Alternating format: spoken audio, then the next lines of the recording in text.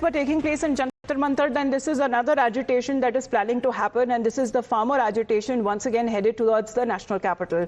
Convoys from Punjab that are now making their way to Delhi for a Mahapanchayat against the proposed India-US trade agreement, with the farmer groups warning that the pact could hurt agriculture, dairy farmers and also small businesses. So we are looking at these borders already, at Shambu borders that you're looking at. Your pictures there on your screens already seems to be blocked as far as their entry is now concerned in the national capital. And let's connect with Manoj on this. Manoj, कई बड़ी तादाद में अब जो किसान है उनका भी आंदोलन फिर से शुरू हो रहा है।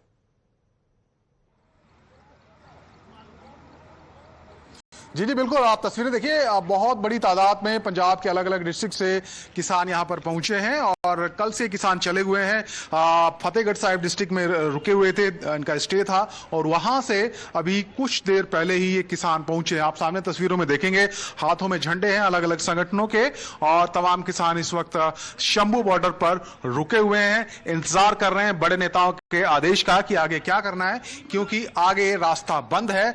आगे जो हरियाणा पुलिस है उसने बैरिकेडिंग की हुई है, जिस तरीके से हमने पहले देखा था, जो 1 साल पहले आंदोलन चला था, जब बैरिकेड यहां पर लगाकर किसानों को कई महीनों तक रोका गया था, ठीक वैसे ही बैरिकेडिंग इस बार भी की गई है। बड़े बड़े कंक्रीट के बोल्डर हैं, बैरिकेड्स हैं, वाटर कैनन है, राइट कंट्रोल व्हीकल हैं जो यहां पर दिखाई दे रहे हैं, और जो फोर्स की डिप्लॉयमेंट है वो भी बहुत ज्यादा। सामने घग्गर रिवर है, उसके ऊपर पुल बना हुआ है जहां पर ये बैरिकेडिंग की गई है। तो पुलिस की तैयारी पूरी है, किसी भी तरीके से किसानों को आगे नहीं जाने दिया जाएगा। खासकर दिल्ली में जो घटनाक्रम कल हुआ जंतर मंतर पर, उसके बाद दिल्ली पुलिस समेत हरियाणा पुलिस भी अलर्ट है। लेकिन किसानों का कहना है कि सिर्फ एक दिन के लिए उनको जाना था, एक महापंचायत होनी थी।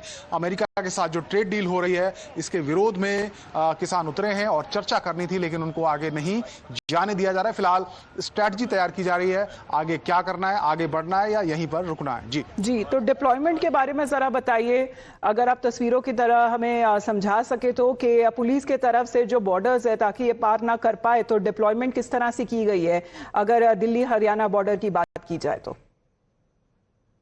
जी जी जी जी बिल्कुल, जी बिल्कुल बिल्कुल। देखिए, ये सामने बॉर्डर है पंजाब और हरियाणा का, जिसे शंभू बॉर्डर कहा जाता है, और यहीं पर अक्सर हमने देखा था, कई बार क्लैश हुआ था किसानों और पुलिस के बीच में। एक बार फिर से हरियाणा पुलिस सामने है, और सामने आप देखिए बैरिकेडिंग की गई है।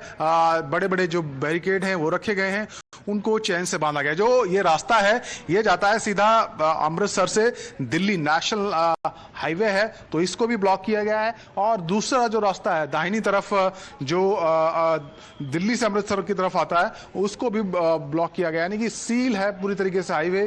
किसी भी प्रकार की जो व्हीकल्स की मूवमेंट है वो यहां पर नहीं हो रही है। दोनों तरफ भारी संख्या में पुलिस बल है, हरियाणा पुलिस के तमाम जो आला अधिकारी हैं वो यहां मौके पर मौजूद हैं। और कुछ ही देर में जो हमें जानकारी मिली है, ये तय हुआ है कि कुछ किसान लीडर पहले आगे जाएंगे और बैरिकेड तक जाकर हरियाणा पुलिस के जो ऑफिसर्स हैं उनके साथ बातचीत करेंगे, और उसमें क्या कहा जाता है पुलिस की तरफ से, उसके बाद आगे की रणनीति तय की जाएगी। जी, लेकिन मनोज, अभी तक जहां तक अगर ये ट्रेड पैक्ट की बात है वो तो अभी तक साइन नहीं हुआ है, लेकिन किसानों की तरफ से ये मांग की जा रही है कि अगर सस्ते में एग्रीकल्चरल इंपोर्ट्स अगर यूनाइटेड स्टेट्स में आएंगे और वो इंडियन मार्केट्स में अगर उन्हें बेचा जाएगा, तो उनके खिलाफ अगर छोटे जो किसान हैं वो compete नहीं कर पाएंगे और उनकी फार्म इनकम्स में काफी घाटा का उनको सामना करना पड़ेगा।